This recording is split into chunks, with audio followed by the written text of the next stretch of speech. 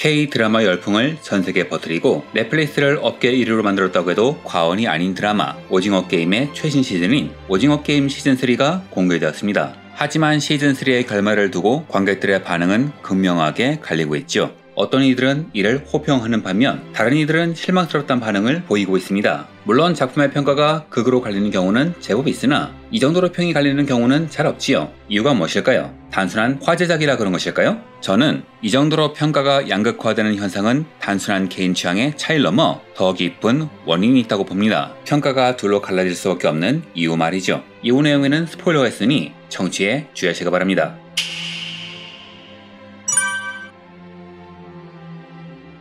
오징어 게임 시즌3의 평가는 극단적입니다. 그런데 재미있는 것은 이게 단순히 재미있고 없고의 차이가 아니라 메시지의 명확성, 플롯의 일관성까지 갈린다는 겁니다. 쉽게 말하면 누구는 주제의식이 명확하다고 평가하는데 반면 누군가는 주제의식이 흐지부지 되었다고 평가한다는 것이죠. 이 작품의 줄거리를 간단히 정리하자면 시즌1에서 우승하면서 물질 만능주의에 대한 반감을 품게 된 기훈은 시즌2에서 게임에 맞서려고 했지만 결국 실패했고 마지막 지푸라기를 잡는 심정으로 다시 게임에 참가하게 되었습니다. 그는 이 게임을 포기해야 한다고 설득하지만 이는 실패하고 결국 2판4판으로 벌인 반란까지 진압당했으며 마지막 시즌에서는 결국 게임에 다시 참여하게 되지만 마지막 시도마저 실패하면서 목숨을 잃습니다. 즉 데스게임 장르에서 주인공이 패배한 것도 모자라 근본적인 악인 오징어 게임이 승리하는 하나만한 결과물이 나온 겁니다. 그래서 어떤 사람은 메시지가 난잡하다고 보는 것이고 어떤 사람은 플롯이 망가졌다고 보는 것이죠. 왜 이런 일이 벌어졌을까요? 감독이 시나리오를 쓸 줄 모르는 걸까요? 이 작품의 평가는 관객들이 작품을 어떤 관점에서 바라보느냐에 따라 달라집니다.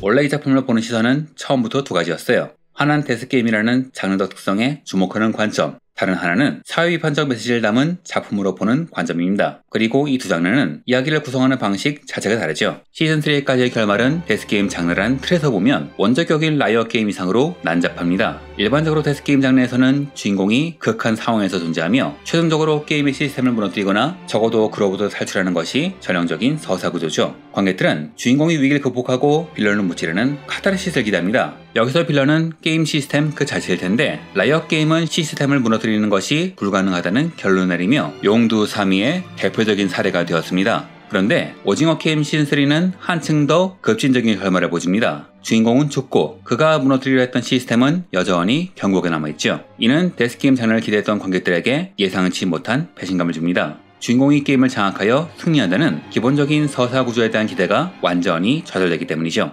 개중에는 선이 무너지고 악이 살아남아서 문제라는 분도 계시는데 저는 그 부분은 괜찮다고 봅니다. 데스게임에서 선과 악은 그리 큰 문제가 아니기 때문이죠. 카이지처럼 주인공이 인간말적으로 나와도 매번 게임을 장악하여 승리하기 때문에 독자들이 카타르시스를 느끼는 경우도 있으니까요. 즉 데스게임은 게임을 정복하는데 목적이 있는데 오징어 게임은 게임을 정복하지 못했기 때문에 팬들이 실망한 것이죠. 반면 사회 비판적 구조라는 관점에서 보면 성기훈의 죽음은 오히려 작품의 메시지를 강화하는 강력한 장치입니다. 황동혁 감독이 시즌1부터 일관되게 비판해온 것은 물질 만능주의라는 견고한 시스템입니다. 이는 사람들이 나쁘다고 인식하면서도 절대 무너뜨리려고 하지 않는, 아니 무너뜨릴 수가 없는 구조죠. 돈 앞에 자유로운 사람은 없으니까요. 이런 관점에서 성기훈이 거대한 시스템에 맞서다 실패하는 과정은 현실 사회의 축소판이라 할 수 있습니다. 개인이 아무리 선한 의지를 가져도 이미 공고해진 구조는 쉽게 변하지 않으며 오히려 그런 시도를 하는 사람을 주변에서 방해하기도 하지요. 게임을 그만두게 하려는 성기훈이 공격받았듯 심지어 그의 동조하던 사람들도 오징어 게임에 동조하게 되면서 말이죠. 이는 우리가 일상에서 경험하는 현실과 정확히 일치합니다. 이런 관점에서 성기훈의 죽음은 단순한 비극이 아니라 물질 만능주의의 공고함을 보여주는 강력한 메시지라고도 볼 수 있습니다. 조지 오웰의 1984에서 윈스턴이 결국 전체주의 사회에 굴복하는 것처럼 개인의 무력함과 시스템의 견고함을 극명하게 대비시키는 것입니다. 즉 데스게임이라는 장르로 보면 함량 미달인 이 작품은 자본주의 사회 비판이라는 관점에서 보면 놀랄 만큼 일관적인 메시지를 보여줍니다. 실제로 노인을 위한 나라는 없다나 세븐처럼 사회 비판물은 주인공이 악을 물리치지 못하고 오히려 악이 승승장구하는 모습을 그리기도 하니까요. 그럼 여기서 이런 느낌이 드실 겁니다. 왜 이 작품을 처음부터 사회 비판물이 아닌 혼합 장르로 만들었나? 이 작품은 데스게임 치고는 결말이 이상하고 사회 비판물 치고는 오락적 성격이 강합니다. 그래서 작품이 재밌는 건 맞는데 장르적 메시지란 관점에서 보면 각각의 시점에서 하나씩은 다 부족해 보여요. 그렇다면 황동혁 감독은 왜 명확한 색깔을 띠지 않는 어중간한 시나리오를 선택했을까요? 감독이 인터뷰에서 밝힌 바에 의하면 이 작품은 현대 자본주의 사회에 대한 우아임과 동시에 순수하게 게임의 재미가 핵심 콘텐츠였습니다. 만약 사회 비판적인 메시지만 직접적으로 다뤘다면 대중적 흥행에 한계가 있었을 것이며 반대로 단순한 데스게임에만 머물렀다면 작품의 깊이와 메시지가 약해졌을 겁니다. 그래서 그는 데스게임이라는 장르적 재미를 통해 더 많은 시청자에게 접근하려 했습니다. 즉 감독의 의도를 제 나름대로 해석해보자면 단순한 사회 비판물이라면 전달력이 약하기 때문에 30초 안에 이해 가능한 간단한 게임을 통해서 게임을 하는 사람들의 감정에 집중하게 만들려고 했던 게 아닌가 합니다. 즉 이 작품은 게임에 집중하기보다는 게임 자체보다는 그 안에서 펼쳐지는 인간관계와 심리 변화에 더 큰 비중을 둔 것이라고 볼 수 있죠. 결국 시즌3의 호불호가 갈리는 이유는 예술적 가치와 대중적 정서 사이에 충돌에 있습니다. 사회 비판적 메시지를 전달하는 예술작품으로서는 현실의 냉혹함을 정확하게 반영한 수작이지만 대중오락물로서는 관객들의 기대를 저버린 실망작이 될 수밖에 없지요. 결과적으로 이 작품은 서로 상반된 평가가 모두 설득력을 갖는 드문 사례가 되어버렸어요. 다만 대중의 성향이라는 관점에서 볼 때 많은 관객들이 이 작품에서 찾고자 했던 핵심 재미 요소는 현실 비판보다는 대리만족과 카타르시스였을 가능성이 높습니다. 예측 불가능한 게임의 과정에서 매 순간 긴장하며 적어도 픽션을 통해서라도 어려운 난관을 극복하고 승리하는 모습을 보고 싶었던 것이죠. 하지만 이 작품은 그런 기대와는 180도 다른 결말이었기에 실망한 사람들이 많았던 것이 아닌가 생각됩니다.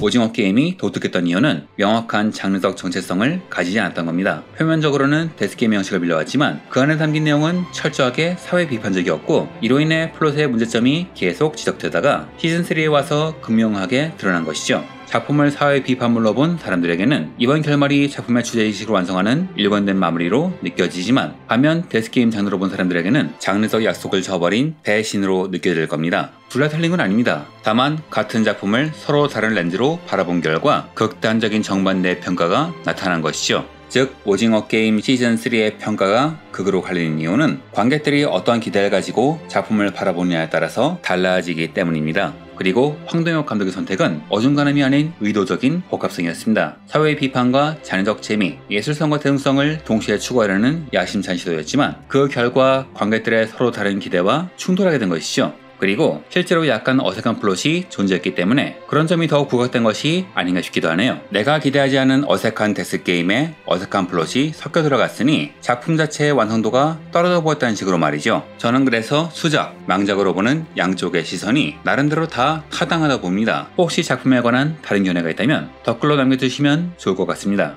다음 콘텐츠에서 다른 이야기로 찾아뵐 것을 약속드리며 이번 이야기는 여기서 마치겠습니다.